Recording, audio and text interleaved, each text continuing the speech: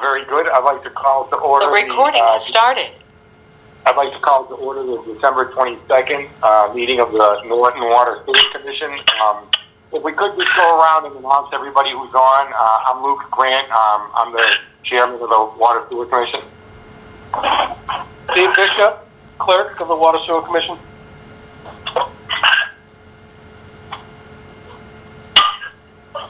That's it. Yep, Frank Fornia, Norton Water and Sewer Superintendent. Tara McManus, Weston and Sampson.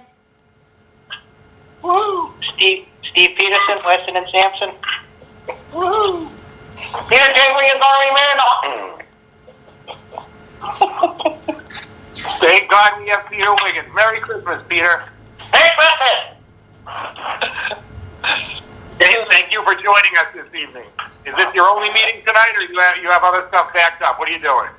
That's the Permanent Building Committee meeting at 6 o'clock. Okay. I'd like to start with the superintendent updates. What do you have for us, Frank? Try and move through these kind of quickly here. We got a few. Let's start right off with water and sewer rules, regulations. We want to make some clarifications to that based on some incidences we've dealt with over the years and recently. We've come up with some new wording and specifications we'd like to add to the water and the sewer department regulations. Steve has a copy of the water wording that we wanted to add. I'm not sure if that was provided to you, Luke, the other day when you stopped in. I have the water modification. I did not get a copy of the sewer modification. Okay. I can read through the water one real quick. It's more of a hydrant flow test and fire pump test clarification. We already had the unauthorized use of fire hydrants in there with a specific monetary fine. The hydrant flow test, fire pump tests must be scheduled through the water department office. Failure to do so can result in fines and possible service termination. First offense is going to be $1,000 plus water usage and any personal expenses. Second and subsequent offenses will be $1,500 plus water usage and personal expenses. And any unauthorized testing of the fire sprinkler systems or mains going to the building, and no suction pumps or anything like that, all encompass in this section, which is 5.12.1, basically refers to sprinkler maintenance. We just wanted to clarify some of the language in the documents so that in the unfortunate event that something happens in the future, we can revert back to this as being in the rules and regs and not just a portion of the existing that was there for unauthorized use. Not sure if you guys need to vote on that or how that works for adding or amending a regulation.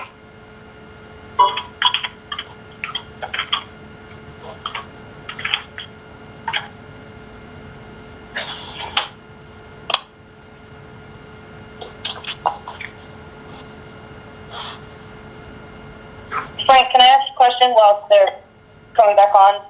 You Sure. said that it referred to what? You gave the whole number for it, and then you said it referred to what? Yeah, it's 5.12.1. It's hydrant and fire pump test. I can email you a copy of it so you can have the exact wording. I believe the exact wording is going to have to be put into the minutes to show that it was either voted on and approved as such, or if it needs changes. Okay, can I get that for both of them then? You can get that. Awesome, thank you very much. So do we have that in the form of a motion, or Mr. Bishop, would you want me to read it and then give me a so moved? Or you have the language, Steve. Yeah, I can. You want to just read the 5.12.1? Yes, please. The way it's okay. Hydrant flow and fire pump as written. as written must be scheduled through the water department office. Failure to do so will result in fines, possible service termination. First offense $1,000 plus water usage and personnel expenses. Second and subsequent offenses $1,500 plus water usage and personnel expenses. Very good. I will accept that motion and second it. And all in favor? Aye. Aye. Motion passes unanimously. Let it become effective immediately. Thank you very much. I will provide you guys in the very near future with a copy of the additions and clarifications we want to make on the sewer. I apologize for not getting it out to you earlier. We were looking for a specific model of pipe that we could use as a recommendation, and it took a little while to grab a piece of that actually from our supplies here. So basically, I'll go over quickly what it is. On the gravity sewer main, the tie-ins are going to require what's called a backwater valve to be installed. Basically, it prevents any backflow into the dwelling, which obviously is a good thing for everybody. This new style of backwater valve is accessible through a cleanout and can be cleaned and repaired periodically without actually excavating down to the level of the cleanout with a short extension tool. It's something that we have been using for some time and have been recommending. There has been no pushback on it. Once it's shown to the contractor, they are quite pleased with its design. It's something that we definitely want to get in the wording. And the other would be the sewer fourth main tie-in. We want to limit the types of connections that are allowed. Historically in town, there have been some practices that haven't worked out so well. More on the private owner's side, we still deal with that. If there's a clog, we go out, we do our investigation. We're usually there when the camera gets run either from the house or from the lateral in the street back in. And I'd say more than 90% of the time, we're finding that they were glue-on joints connecting the pipes from the house to the town system, and each one of those joints has become a failure point, with allowing intrusion for not only I&I, but obviously for roots, which are what is the primary cause of the clog. So we want to specify that no glued pipes will be allowed connected to the system, and the pipe that has been predominantly used is known as NDOT HDPE green sewer pipe from Virgin PE 4710 resin. Hey, Shirley and Bob, how you been? We're going to have that in there with an equivalent. Doing good, thanks, Sean. I'm listening to the Water Sewer Commission meeting in my home wall. Gonna wait for this meeting. Hey, Bob! Happy holidays! Happy holidays! Please continue, Frank. So we want to have the wording in Doing good, Bob. Doing good. to show that product as the required Doing product good, Bob. or equivalent based on any connection that will be in town to gravity or pressure. Maybe in conjunction with the backflow preventer valve. So the HDPE with, do you have a manufacturer for that valve, Frank? We don't have one specifically for the valve. I believe that was purchased locally. I'm still trying to look for a product name on it so we could have the specifications listed. And obviously we have to have or equivalent in there. Any of the or equivalents would have to be approved by the department here prior to installation. As these products become more popular, there will be knockoff versions as things move forward. So we want to keep that or equivalent in there. Yeah, that sounds awesome. And whatever manufacturer you arrive at, which you have seen, I for one fully endorse. I'm not real happy with the knockoff will fit third tier manufacturers that sometimes come up, and often it's just cheaper is cheaper, and the contractor wants to get away, and we're left, as you well know, holding the proverbial bag, or in this case, the not so clarified effluent all over the side of the road. So this is a critical thing for our department, and any manufacturer or pipe type that you like, I think is the way we're going to go.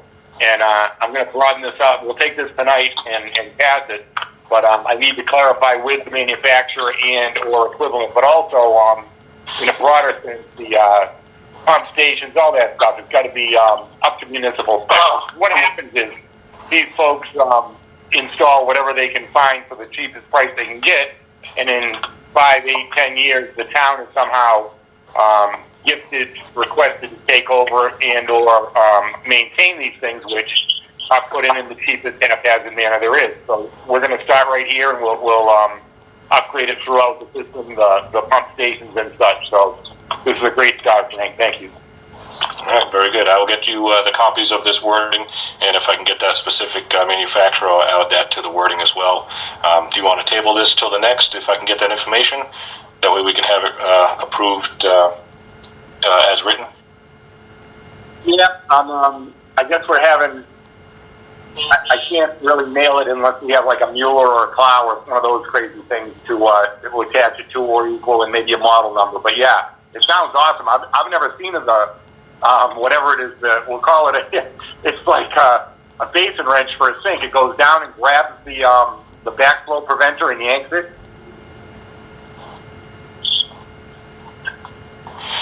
Basically, yeah, it looks like if you were to think of a gate wrench in a smaller version, that goes down through the top of the cleanout, down to where the backwater valve would be. You can latch on to the flapper portion of this backwater valve and actually remove it from the T-assembly.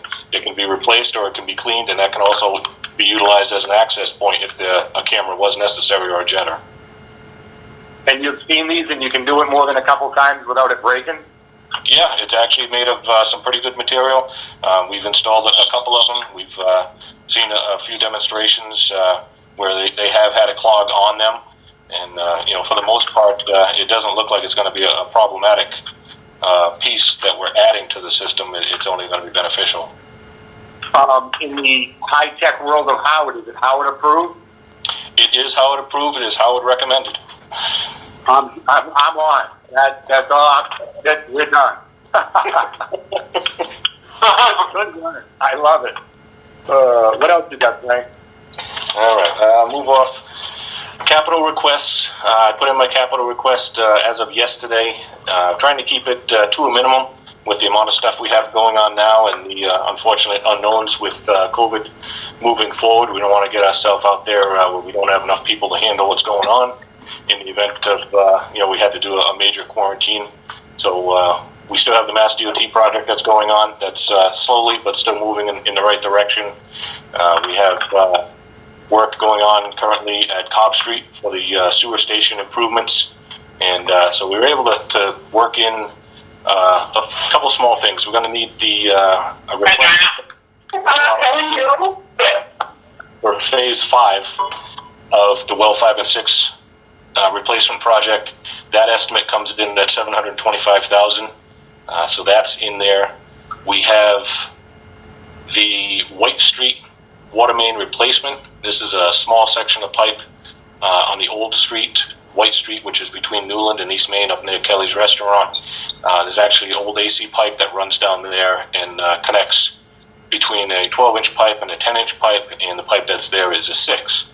So we're going to use the remaining funds from Reservoir Street to fund that project, and it should fund it in its entirety to actually run a 12-inch main connected out in front of Kelly's Place where the last main was left off, and it'll tie in over near the entrance to Bernie and Phil's with the T connection for Newland Street. That'll remove that section of AC pipe, remove the binding that's going on there as the water is trying to get either from number 3 or from 5 and 6 around going through that small piece of pipe.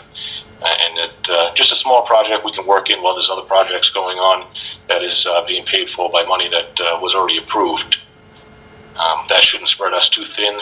The other is obviously the next phase, which we're going to call phase 2 at Cobb Street. Once phase 1 is completed, we're going to move into phase 2, which I have money appropriated for. I believe we put up $300,000 for that, and that's going to be improvements to the wet well area, the sluice gate, the muffin monster, the floor, the lighting, the ladders, all the critical worn areas that are in the wet well that typically nobody sees, but are in, I would say they're in dire need of attention, and that's why it's on our list. The unfortunate unknown that's on there, which I had to put across the board, is what is going to happen. I hate to say that, but it is for the PFAS. The sampling requirements are due by April 2021 to meet the DEP requirement. We will know earlier than that at our new location, which is well 5. we could know possibly by the end of January what the results are for PFAS from that new source water. I believe that because it is not connected to our system, will only be an indicator. It will not be a true representation of what the system has. That would come later when we sample all of our sources. And this is going to be a word that's going to go around. It's going to be very well known and extremely hated when the costs come in for removal of PFAS. Unfortunately, it's something that didn't originate in drinking water, but that's where it's ended up. So it's going to be on our dime to remove it, from the water if it is found and if it is above the DEP MCL. Okay, hey Frank, what all happens with the Bob Street pump station while the repairs are being made in the wet well? Do we pump around it? Is there back trucks? What's the plan for that? I believe what we were looking at originally, we're going to be able to divide that off. There's this what's called the sluice gate down at the bottom. Basically, you can split it off into a chamber. It can go left or right. For the most part, you're going to be able to do the repairs in the section once the gate is replaced and has a nice tight seal. You'll be able to work in that small area, do any repairs necessary to the floor, put the epoxy coating down. Once that's cured and hardened, you can flip the flow back to the newly reconditioned side, work on the other. The final determination of what's going to happen with the section where what we call is the grinder pump or the muffin monster, that still has a little bit of work to be looked at. There's belief that it was added after, so it doesn't sit flush with the floor, which leaves a little channel prior to it that collects debris that we physically go down and remove with a shovel and bucket on a regular occasion, unfortunately, where if we could do something and modify the floor so that the flow goes through the cutter portion of what we call the grinder, which is the product name is called a muffin monster, it would drastically reduce the amount of maintenance there. I know Steve and Ryan were going to be looking at the set of plans to see if there was something that could be done to the existing floor to lower that down or possibly build a ramp inside there. That's still stuff that needs to be looked at for clarification. Got it. So it sounds like 90% of the stuff can be doing with it in service, and the last little bit gets back trucked or whatever. That's where I think we're headed. There's going to be a lot of work that needs to be done down there. There's lighting, there's electrical conduit, there's ladders, there's some ventilation work. Most of it would be able to be done with the station in operation without having it to be pumped or diverted somewhere else. Very good. That'll save us a couple bucks, and no interruption in service. That would be the goal there. Get that station back up and functioning the way it probably was 30 years ago, or improve from what it was 30 years ago. Right. If you can eradicate that little trip to the catcher of the solids, that would be great. Yep. All right. So I'll keep jumping down my list here. The lead and copper sampling actually went pretty good. We had a small round, actually was returned the next day as requested. We did have to reach out with some phone numbers and do some door knocking to get the required amount of samples. It was a little more difficult this time than it was the first round when everybody really was home. Now people have been forced to return to work. Some people still, unfortunately, don't want to help us out by taking these samples. So we can modify our sampling location, but we're very limited on the homes that are approved by DEP.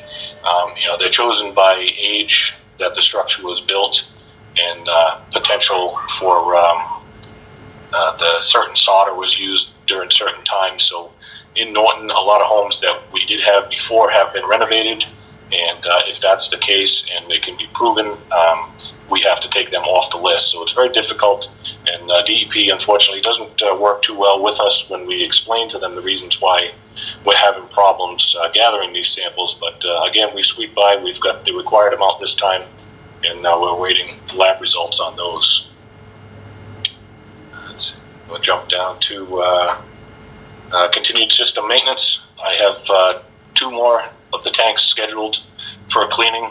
We actually did pretty good and saved some money on the last cleanings we did at the Cottage Street tanks, the ground storage tank and the elevated.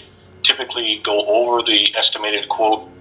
We have a quote that comes in from the company we use, and they base their quote on an average of 4 inches of solids or sludge in the bottom of each tank. If they're there longer to remove more debris, then you go to an hourly rate. So we actually came in at about 3 inches in one location, not spread across the level surface of the tank. So it's impressive to see the difference. Again, I keep saying it, but with the treatment plant online, we are seeing, major differences, and this obviously is showing us now we're seeing a little bit of a cost savings where we would typically expect to see an exceedance. We've actually seen them come in and go within the same day. So we're going to work in 2 more tanks. This is going to be the center tank, which is 367,000 gallons. It's elevated. It's behind the Honeydew. And we're going to work in the Mansfield Ave booster station, which is the 3 million gallon ground storage tank on Mansfield Ave. Those will be the next 2 that we cleaned once they're available. But it's good news, Frank. We always like projects that come in under budget. It's the result of this nice clean water and the guys out at the treatment plant doing their job. I really appreciate it. I know everybody else does too. Yep, it is nice, and it's even better when we do have an unfortunate incident to go out to if we have a call, with dirty water, to know that we're not going to be out there, all day and all night trying to clean that area up. We had the company out on East Main Street that's doing the work. We had a few shutdowns that we had to provide them.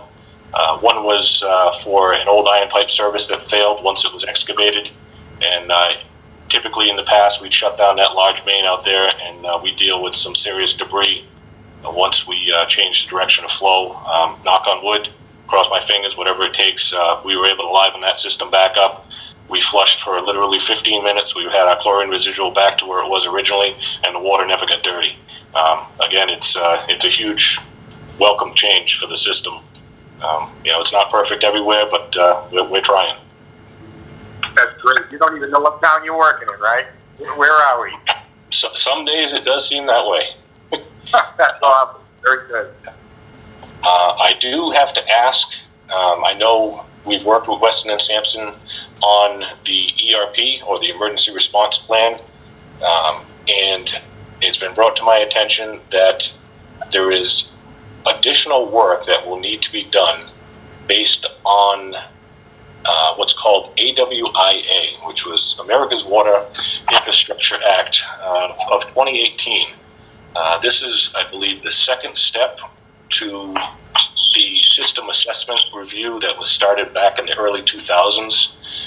Basically, the emergency response plan has information in there what would happen if there was an emergency, to a certain area, a certain structure. This Infrastructure Act is basically an assessment of your system, looking at what chemicals you have, what quantities you have, what you have for security, ease of access. There's a lot in there, and it appears this was something that should have been started back in the early 2000s. I have yet to find any documentation on it that it was or was not done. I'm assuming the worst, because nothing is readily available, and the persons that have been here for that length of time don't seem to recall it. We're going back 2 superintendents prior to myself that would have been started. I did have some conversations quickly with Tara about that, and unfortunately, they are unaware. I don't believe they were with us back that long ago.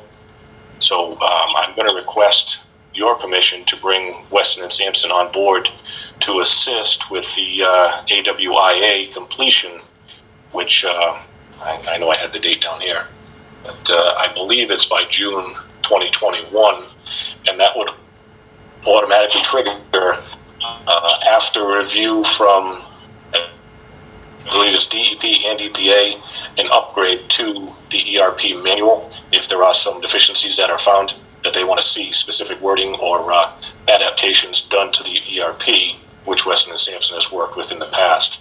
So I don't know if Tara had a chance to even think about where we would put that, as far as would it be under general services or a special service.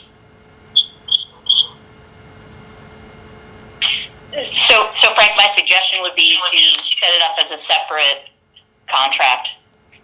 Once we have our meeting and discuss what level of effort would be provided by the town and what level of effort you need from us, kind of meet in the middle. All right, I want to know the board's thoughts on that part.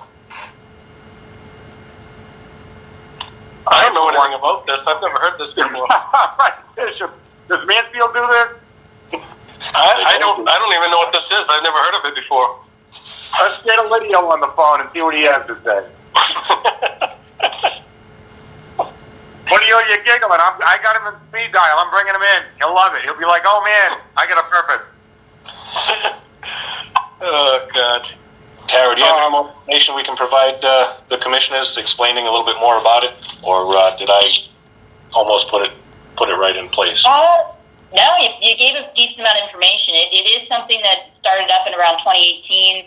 A lot of it's countrywide. EPA is issuing this, and they're enforcing it. So the state is obviously going to be involved at some point to make sure it's all been approved. But what happened first level was larger systems that serve over 100,000 people. Their AWIA or AWIA information was due by September 30th. And then that was in 2020. The next round is for systems.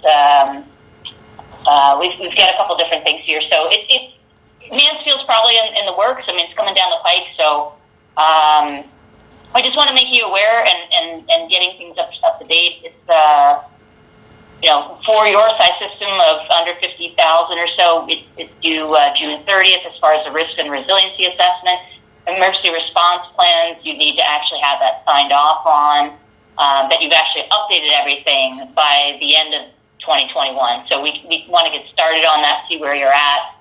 I know Frank had indicated that he's already, made some changes over the years, and there has been some updates, but we just need to make sure we're in compliance with the requirements. So it's just another add-on bonus of federal requirements that each public water supplier is going to be required to comply with, depending on the size of the system. The dates are different. So, and it's dependent on, we have a lot of information on Norton, so it'll be relatively simplistic for us to help you out with it. There's also some work depending on availability of staff, and that's kind of what Frank was getting to with the fact that you've got a couple projects ongoing and the potential for COVID that, we might just have a not to exceed amount and be able to have the water department staff do as much as possible, and then we'll pick up what can't be completed.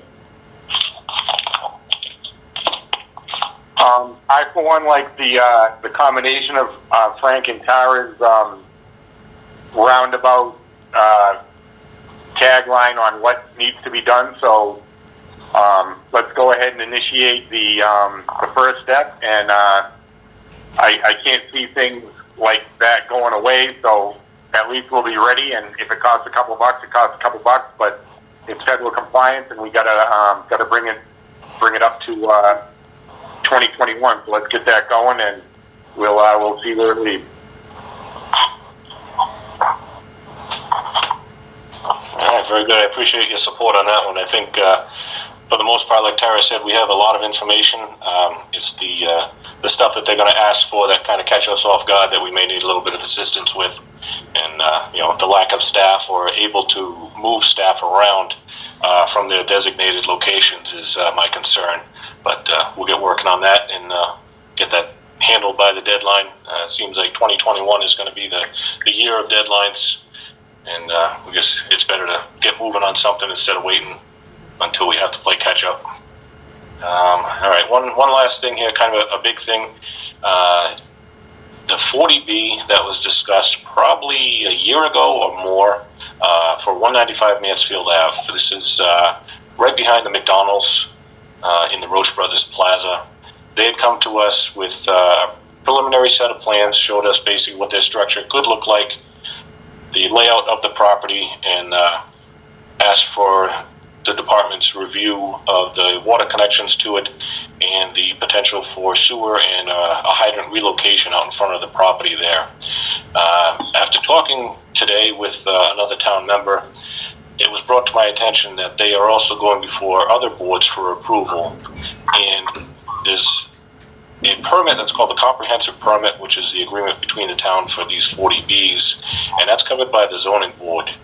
And the wording and everything that goes through on that permit is binding for all departments. There has been some discussion just late this afternoon, going back and forth through email, questioning who has the authority and what the rules and regulations are pertaining to 40B project. In their massive amount of wording, they basically are asking for discounts or waivers for service connections, permits, fees, etc. I wonder, this is kind of specifically directed towards Luke.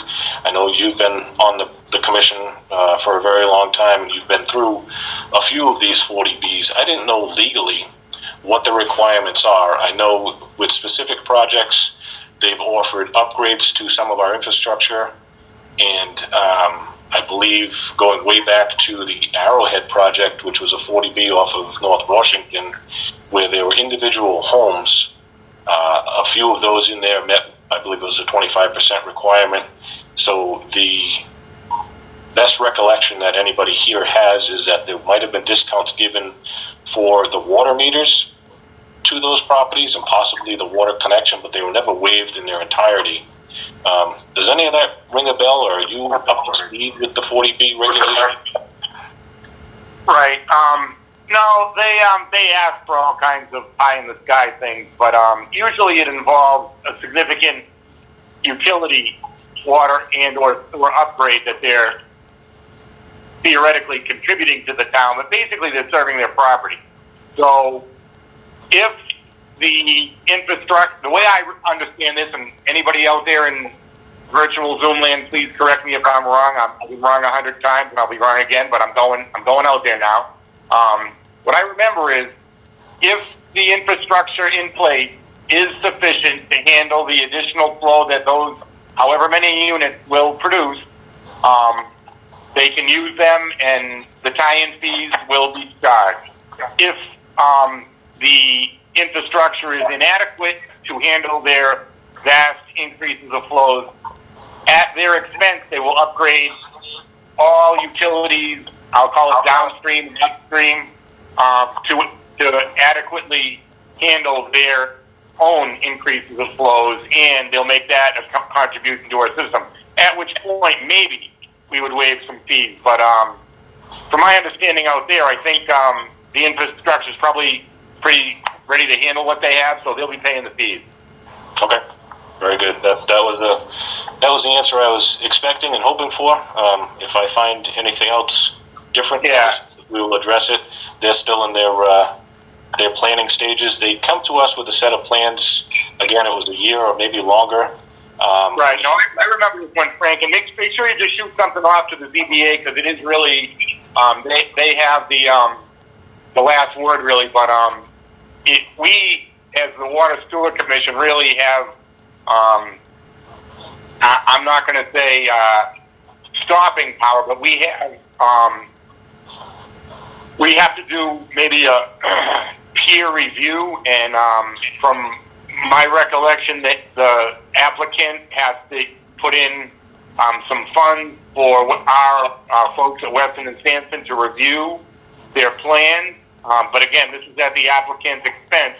So before the ZBA can approve the water sewer portion, or the project in general, maybe it's our approval of the water sewer project, Weston and Sampson has to be compensated by the developer to review said plan.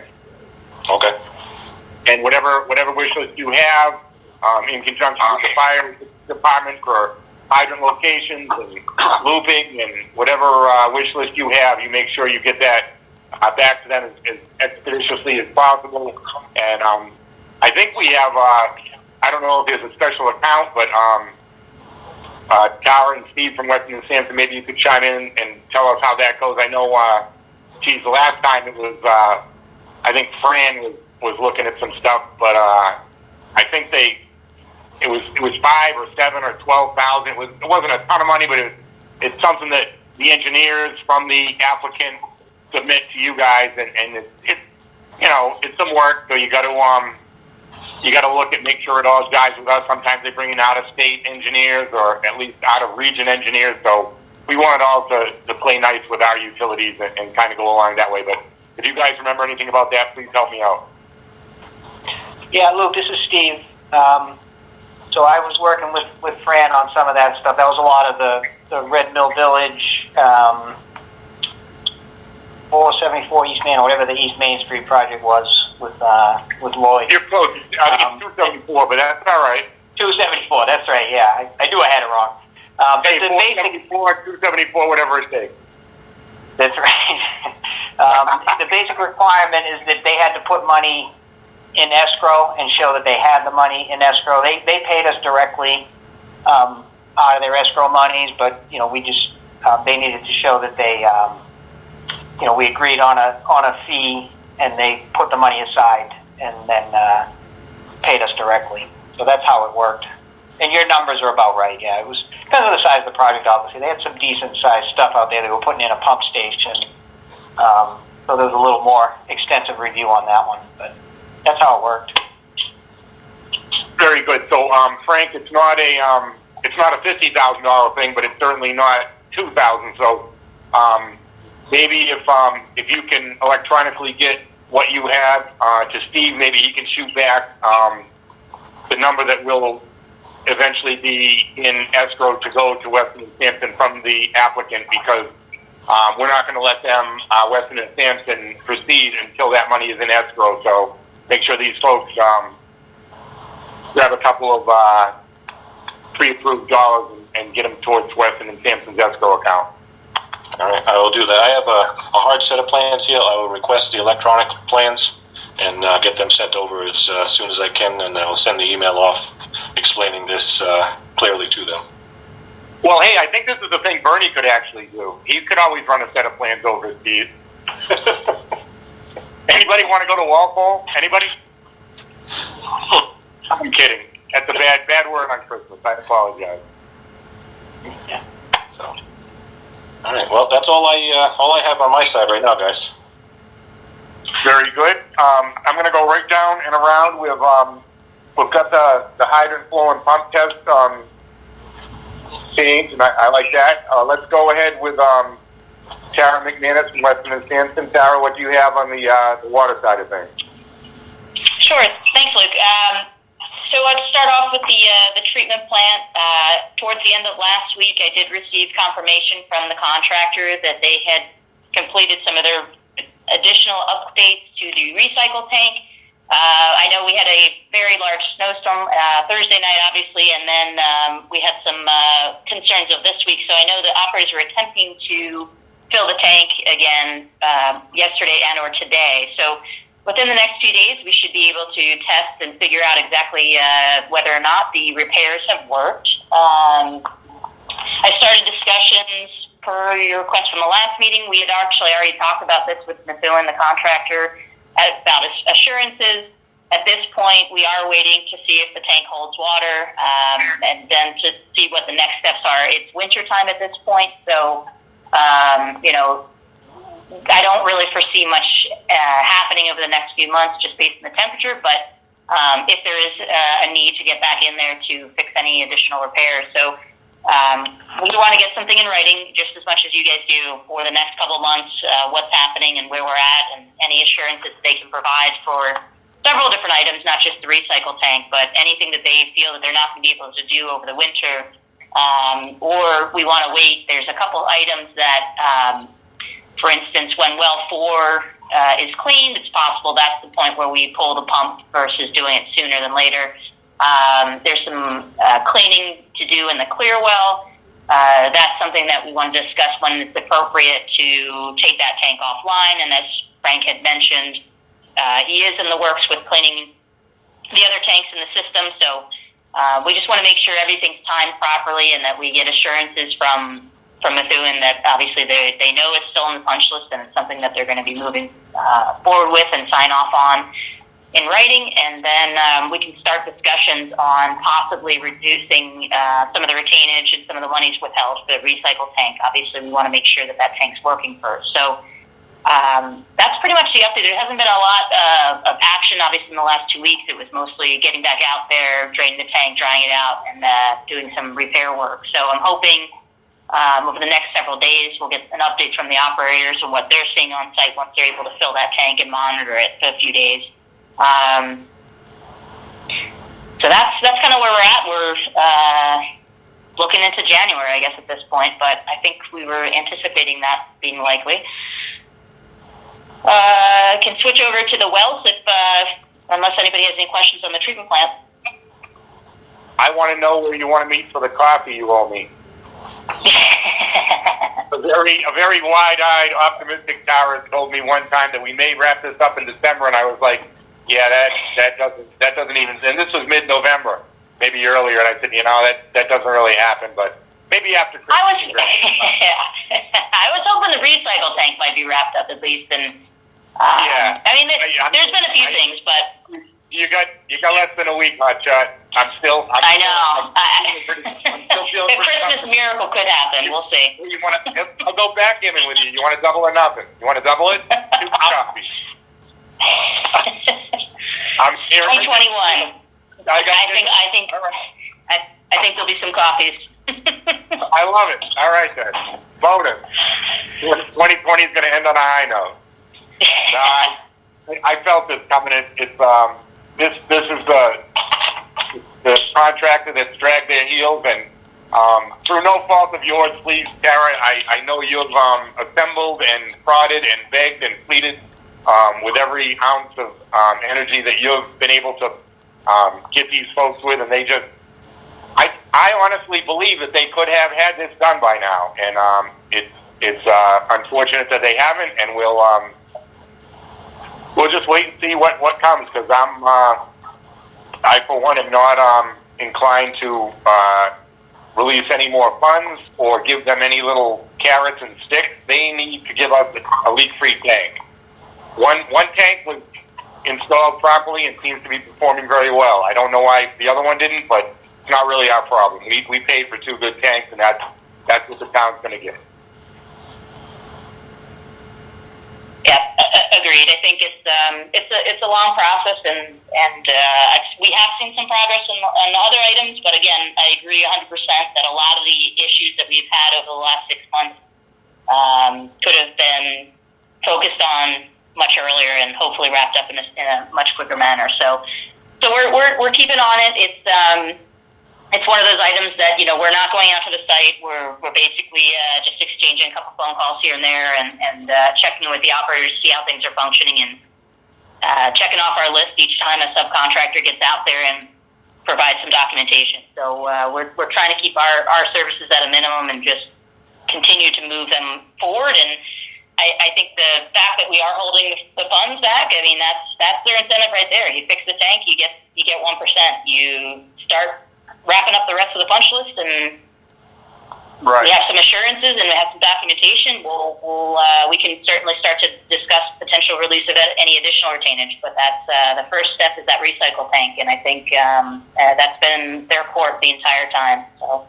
Right, and just so it lets the minutes reflect it, I feel that a portion of Weston and Sampson's time as we move forward will be part of Methuen's responsibility, because of their continued dragging their heels, and it's not just their subcontractors, and it's not just COVID.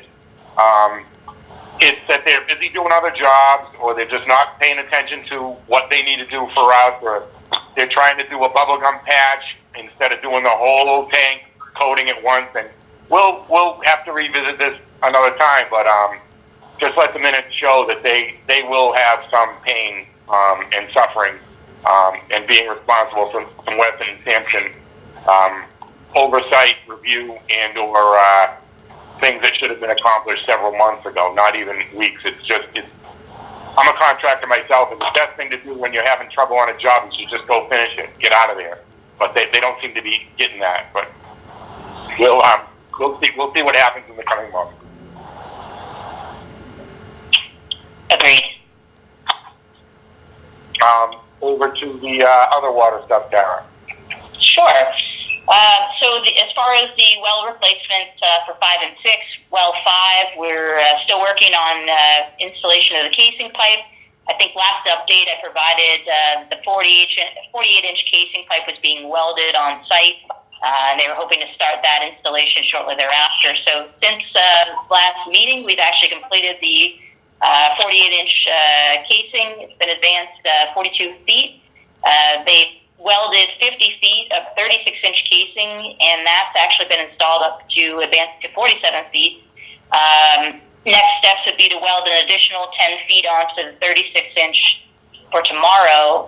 They're basically going to be, advancing that the additional 10 feet tomorrow, but they are going to take a break for the holidays. So Thursday and Friday they will not be on site. They'll be returning back on Monday of next week. The intent would be to wrap up the 36-inch casing next week and pretty much finish that. The next steps after that would be, and we've talked about this a few different times, but the sieve analysis and then the well design. And then from that information, we'll be able to pick out an ordered screen, have the screen delivered, installation of that screen, and then the gravel pack, and then start to develop the well. So I think we're at this point, after well development, that's when the pumping test will happen, and we can take our water quality samples, which at this point with weather, we're hoping we're going to see some reasonable weather. I know next week looks okay. Obviously, everything now, and when we're in this kind of period of time, it's weather dependent, but we're still looking at an early February pumping test at this point. So, and while they're in between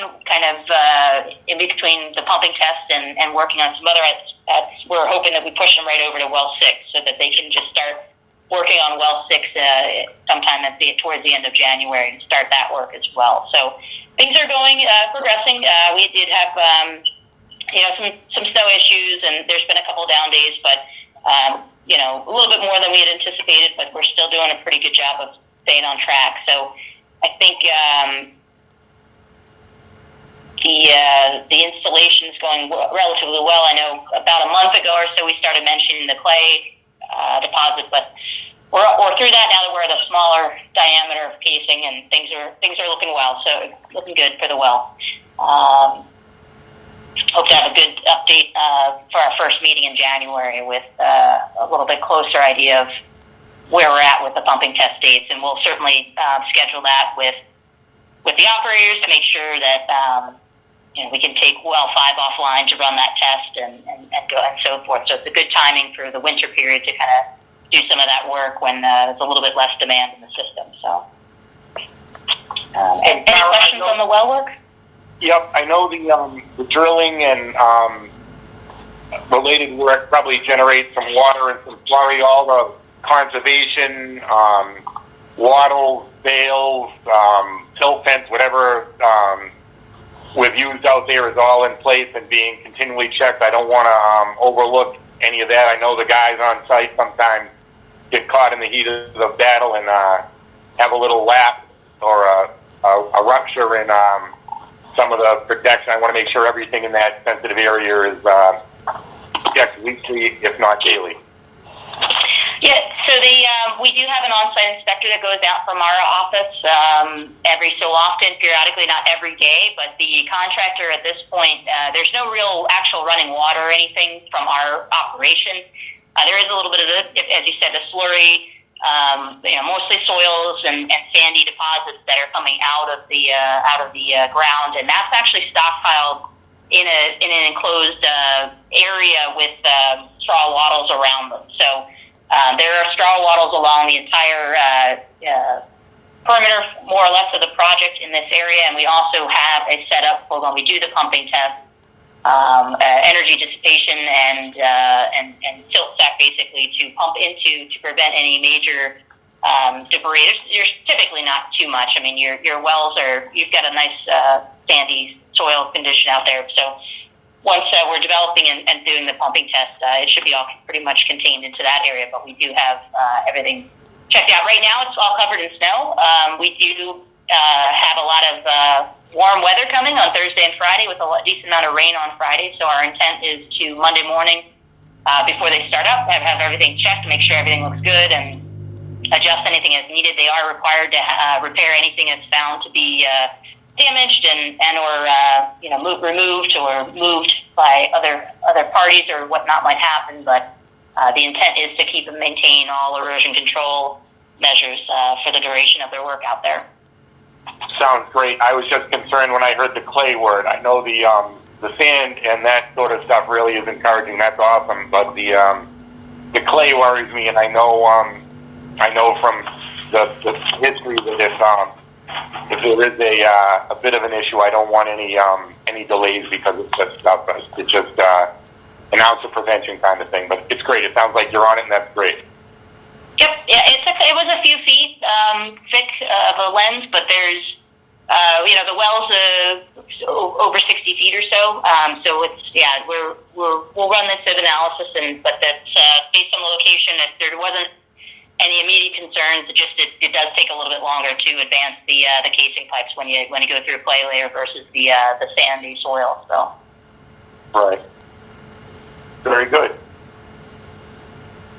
And actually, so we already talked about the AWIA information earlier, so that's pretty much my wrap-up, unless there's other questions on any additional work that Frank had mentioned on the annual town meeting. No, I think that's good for me. Steve, anything on that? No, nothing. Very good. We'll continue to Steve Peterson from Weston and Sampson. All right, thanks, Luke. Update on West Main Street sewer. Last Friday, we did the pump station startup. So the formal startup, checked out all the equipment. Frank was there, Howard was there, and we had all the vendors to operate their equipment. And it went well. The station appears to be in good shape. It met all it hit all the design points. So everything seems to be in order with the station, which is great. The main things remaining, as far as a punch list for the station itself, they still have to get the flow. So the flow meter is installed. They need to get it calibrated and reading properly. And based on emails today, that's ongoing right now. We have to get the locks replaced out. One of the last things they do is, because once the town is ready to take it over, they need it keyed with their key system.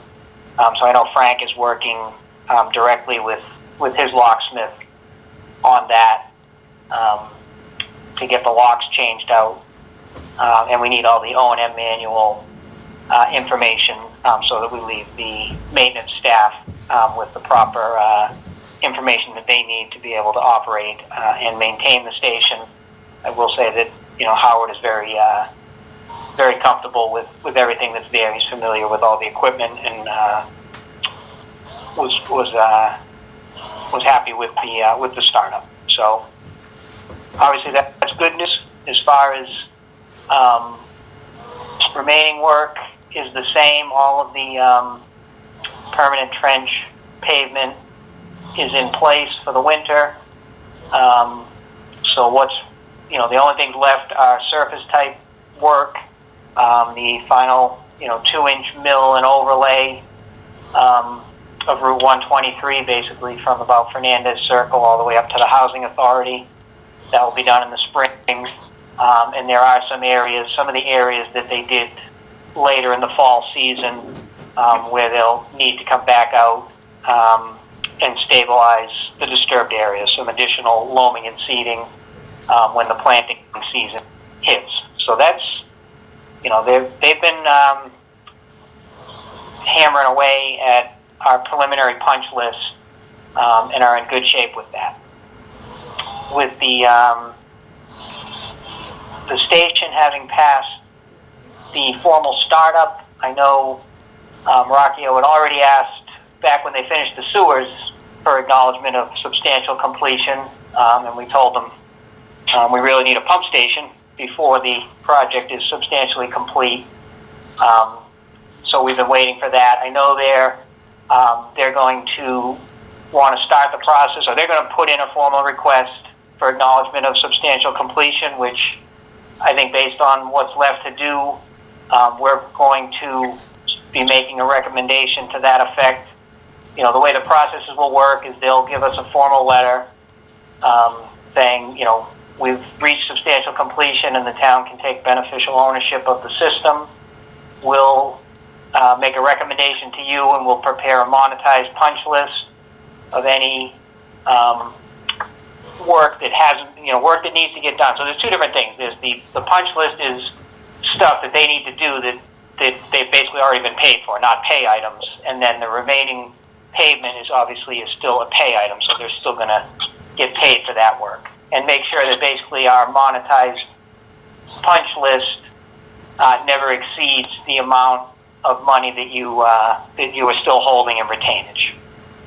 So we are going to be, you will be seeing that paperwork soon, which I think is a good thing. I don't think we need a vote on that tonight, but I just wanted to open that, you know, put that out there for discussion, and I guess see if there were any concerns about acknowledging substantial completion and basically taking over ownership of the station with the, you know, completion of the few things that I mentioned.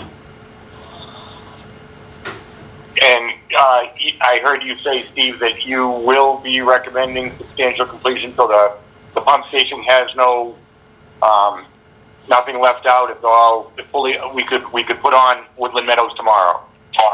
Absolutely. Yes. Yep.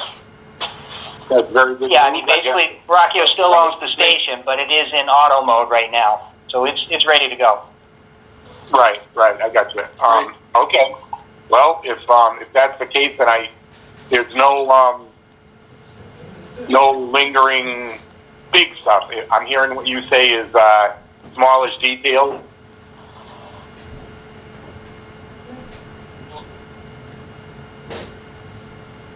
Yeah, no, absolutely. And that's why we're prepared. I mean, basically at this point, Luke, like when they finished the sewer, you know, and they asked for substantial completion, you know, the reasoning there was we tied the schools in, so the town is already using the sewer system. So we talked about, you know, we could do some kind of partial utilization and release some of their retainage for the sewer work, but, you know, we suggested and they accepted, let's just wait, and instead of doing it in stages, let's just do, once the pump station is ready, let's accept the whole system. So that's where we're at now. I think the biggest thing is making sure that the flow meter is working. I mean, the meter at this station isn't technically being used for billing purposes, but it's another means of monitoring flows at different points in the system, you know, for checks and balances with where the flows are coming from. You know, because all of this flow ultimately will go through the meter at Howard Street and then into the town center pump station where it gets metered before it heads over to Mansfield. So. Right. Okay. Well, no, that's good news. But it's still something that was spec'd, and we need to make sure is up and running, and they are. They should have that wrapped up soon. Right. Now, it sounds like they're on everything, so if they can prep their request, I don't see why we wouldn't approve it. Okay. So, yeah, we'll take their formal request, and we'll send a letter to you with our recommendation, and we'll give you a draft letter for your use to send to the contractor with the monetized punch list, which, like I said, there really isn't a lot left on the punch list, which is good. They've been taking care of things. As long as this is taken and as painful as it's been, we're in decent shape with regard to the punch list. So, so you can expect to see that probably soon. Right, that sounds good. Has Keith Silver been asked to look at the pavement or the permanent pavement, or is that a moot point because they'll be grinding in the spring? Yeah, I mean that's all going to get grind. Yeah, I don't know that it's necessary. And it's the state Okay. anyway. It's all on the Okay. state road. So right. Mass DOT has the final say. They approved it for the winter. Okay, And that's the one thing, they have to come out in the spring and give us the whole, okay, from here to here, you can do full lane width, but from station 600 to 700, where you have all these lateral connections, we're gonna need you to do the whole width of the road. right, no, I just like that. Right, I just wanted to make sure I don't know that the state plows that, maybe they do, maybe the town plows, I don't know. I don't want to get yelled at by Keith if we've overlooked something. Got it. But I believe- Frank, doesn't the state plow that? That is covered by the state, correct? okay, then if the state's looked at it, we're good. They're good now until something opens up, and then Rocky will have to come out and fix it. If somehow they tear up some of the pavement. All right. Yeah. So we're good there. So I also have, we have the next pay rec, number 14, and they haven't submitted one in a couple of months. So this picks up all of the paving work that they did, and the last bits of pipe that went in the ground. So we've reviewed it. The amount of this application is about $550,000. We recommend payment of it. Frank has copies at the office for signature. With this pay rec, we still have the 5% retainage, so there's about $225,000 still in retainage. And like I mentioned, with the acknowledgement of substantial completion, we'll likely, their next pay rec, once we acknowledge substantial, will reduce retainage to 1%, as long as the 1% is more than the value of the monetized punch list. So for now, with the approval of this pay rec, we still have the full 5% retainage. So I would recommend maybe you probably should take a motion on this, or I can open it up for discussion. As far as the substantial So just agreeing to pay and sign for this. So pay rec number 14 in the amount of $552,000. Good, thank you. All right, Mr. Bishop, a motion for pay rec 14, please. I'd like to make a motion to approve pay rec number 14. Correct. Correct. Is that correct? In the amount of $552,000 and change. $552,000 in change to Rockio Construction. I'll second that. All in favor? Aye. Aye. I apologize, but for record, can we have what and change is? Sure. $552,241.59. Thank you very much. You're welcome. Okay. You got a question? So so Frank has the copies of that. I'll have to get over there beginning of the week and get that. Yeah, if you could, because I'm going to, as I continue here discussing the cash flow, we do need to put in an Srf reimbursement request, and we need to include that chunk of money in there, and Srf will only take a signed copy of the payout. So that's right. So as soon as you can is all, and then we'll get that in for reimbursement. Right. Because where we're at right now, so we're tracking the cost, obviously, and we've got a pretty good feel now based on, there's still, I'm sure, a couple of police slips to trickle in from the final paving work out there this fall. But we've got a good feel where we're at and what's left. And we'll keep monitoring that. I was putting together an update for the commission on where the overall costs stand, and I'll send that along via email, just so you guys are up to date. But we're still good within the appropriation amounts total appropriation amounts, we're fine. We're not close to that. Very good. So as part of this, with the cash flow, the way that we've talked about this, the way the treasurer, the finance department in the town is doing this project, between the housing authority money and the SRF monies, as monies, we put in requests for reimbursement, those monies come in, they put them in an account or in a pool, and then as the bills come in, they pay them off of that. So we need to, in order to be able to pay this Rockio bill, we need to get some more money into that account. So we've prepared, and I've sent it along to Frank and Rose, the invoice number 6 for the housing authority. This is actually the final invoice that will go to them with this drawdown. So this one's for $283,378, and that'll be the last payment to meet their total maximum commitment of $1,578,900. So that will hopefully be going out soon, and they've been pretty quick on the turnaround of those.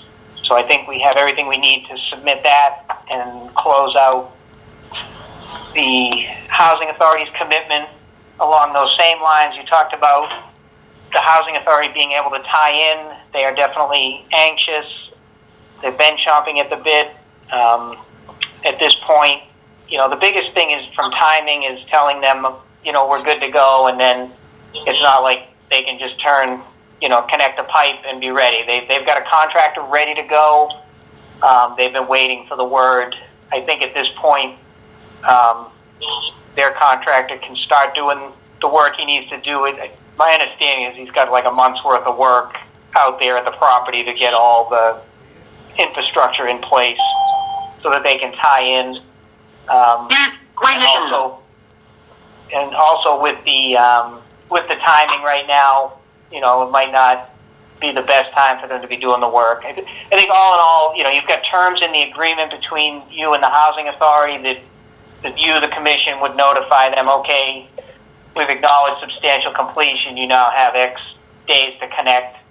And I've been talking with Andrea throughout Andrea at the housing authority that, once, and I think at this point we can tell them they're good to start the process with the understanding that no one's holding the hammer to them that they've got to be tied in within the next 30 days or anything. The agreement says 60 days, and they're motivated to do that. The only thing that would be a deterrent to that is the weather and their contractor's ability to work at this time of year. So, all that said, maybe we should start the process. Yeah, if you want to reach out to her in the interim between our next meeting, if the contractor wants to go ahead, I don't see why we couldn't get that moving. And 60 days from January meeting would still be February, so it might be a little early for them. But if you get a email requesting what their contractor would prefer, because we could hold off to make them not. Be under the gun. That's basically what I've been. That's what I've been saying to hers. Okay. Everybody's working together on this. This will work out fine. They're highly motivated to be connected, so they're not going to drag their feet. They need the connection, so they're ready to go. So. Sounds good. So we'll start that process. Okay. So the other piece for reimbursement we're putting together is the next Srf Reimbursement Request.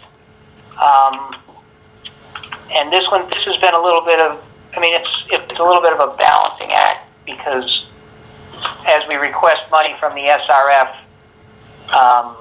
we want to make sure we offset the monies collected from the housing authority, so you don't collect more money than you need to pay down to pay for the project. So as we've been crediting some of the costs, we're keeping track of that. So basically, we're finalizing right now, and Frank will have some paperwork to you probably tomorrow for signature on the SRF application. Again, we can't submit the SRF application until, the SRF reimbursement request until we have the signatures on the agreement. So we'll get that out next week or whenever we have the paperwork. But the next request for SRF will be for $660,000, about $660,000. So they'll have money in the account to pay this Rockio invoice once it's, once it's passed on to the town hall, and all the any other invoices that they have. So that's an update on the funding. We're not going to come, based on the amount of monies contributed by the housing authority, we're not approaching the full amount of the SRF loan, which is a good thing. Just that much less money that has to be paid back. So that's all in good shape.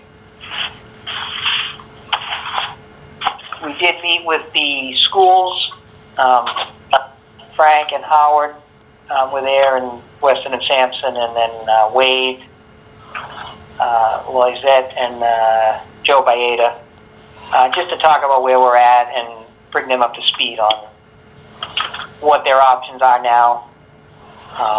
So basically, as we keep talking about, the Yale and the high school are now connected to the sewer and no longer going to the middle school treatment plant. Actually, their operator of the treatment plant was also at the meeting and acknowledged that the flows are significantly less at the plant now. And what I committed to those guys in that meeting is putting together kind of a summary memo of where they're at now and some options going forward in terms of what it would take for them to tie in the middle school and the Solomon East schools, because I keep saying this, or we keep talking about it, there is infrastructure in place in Route 123 to support those. They just need to do work at the schools when they're ready to do that. So we'll get them a summary of that. The other thing that we did look at is the flows coming out of the school right now. We're still trying to do some analysis to make sure that that we're not seeing extraneous flow, basically, stormwater or any other non-sewer flow coming from the schools. There's still some concern that we may be getting some from the Yell, and we have to, they're going to provide us with some additional meter run times on their pumps so that we can compare with our data and see. But, we did an initial walk around, and there are definitely some concerns and some things that are probably going to have to be addressed. But that's where we're at with that. We're working with them to figure it out.